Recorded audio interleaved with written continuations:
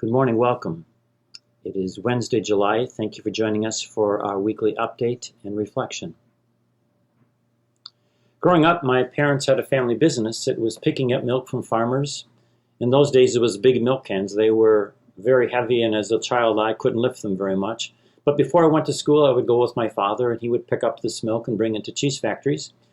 And along the way, one of the cheese factories became a dairy, which meant it bottled milk so that it could be delivered to stores locally in town, but also in Milwaukee. And my father began then to hire people to do the pickup from the farmers, and he began to make the deliveries in Milwaukee. And so whenever it was vacation or summer, or especially in snowstorms, I would always go to work with my father. It was a wonderful thing.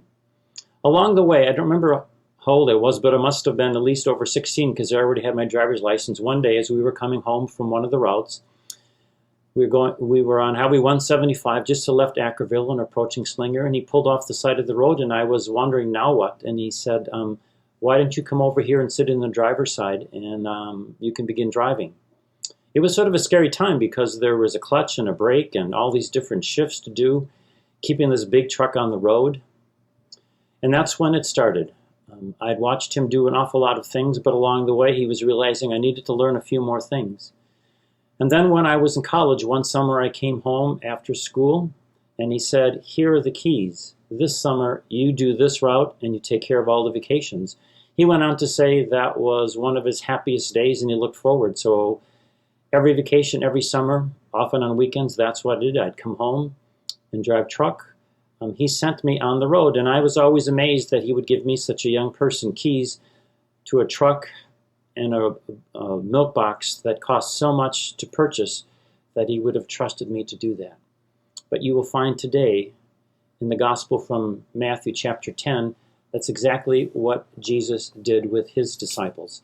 They watched him, they walked with him, they listened to him, they saw what he did, how he did, why he did things. They saw that he cured people and confronted diseases and demons and overpowered them. And so today, this is what Jesus said to his disciples. He summoned his 12 and gave them authority over unclean spirits to drive them out and to cure every disease and every illness. He sent out these 12 after instructing them thus: do not go into the pagan territory or enter a Samaritan town. Go rather to the lost sheep of the house of Israel. And as you go, make this proclamation: the kingdom of heaven is at hand. So do you know that after some time of being formed and following Jesus, they were sent to do the same things that Jesus did? Pretty amazing. Who would have saw that coming? I think for us Catholics, we miss that point. That there's a time in our life when we indeed are being formed, but we are formed not just to keep being formed and then sitting and waiting for somebody else to do something, but Jesus does send us. Somewhere along the line, we got a call to want to get to know Jesus, and we came to be formed. But that then is a time for us, after we have been formed, we are sent to tell others about this Jesus. We are sent to do the kinds of things he did, to help people in their times of illness, to confront the evils of the world. And he's given us great power to do that. Being sent. Not only individually are we being sent, but our church, our parish, Holy Apostles, as we have been formed in what it means to be a disciple of Christ, we too are sent to be neighbors to those near us and to those far if need be. But we are those who are we are to get to know our neighbor and thus love our neighbor. And then along the way, share with them what we have come to know about Jesus Christ, how we so relish and enjoy the opportunity to come together to pray, to receive him at our Eucharist, and that we have been given a mission. It is his mission to go about to every city and village. Who would have thought that Jesus would give to each one of us? There is more to being formed. It is a stepway, a launching pad to being sent. And we indeed are sent like those apostles were.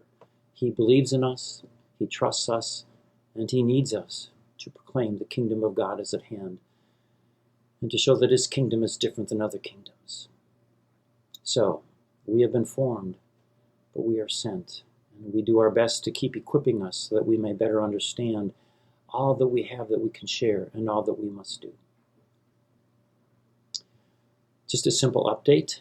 This weekend, we will begin to celebrate First Communions. Those children have been waiting since April to be able to come to the Lord's table. What a great gift a time for us to be grateful for this great gift. And so we will have communicants and the families at the 4:30, 9:15, 11:15 Masses. I invite you to reflect on your First Communion and what the great gift of Jesus to share at his table means to you today. This week we'll begin to have daily Mass not just on Wednesday and Friday, but also Wednesday, Thursday, and Friday. I ask that when or if you choose to join us in prayer on the weekends and at daily Mass, I ask that you please do wear a mask out of care and respect and love for the others who also want to come to pray and to receive the Lord.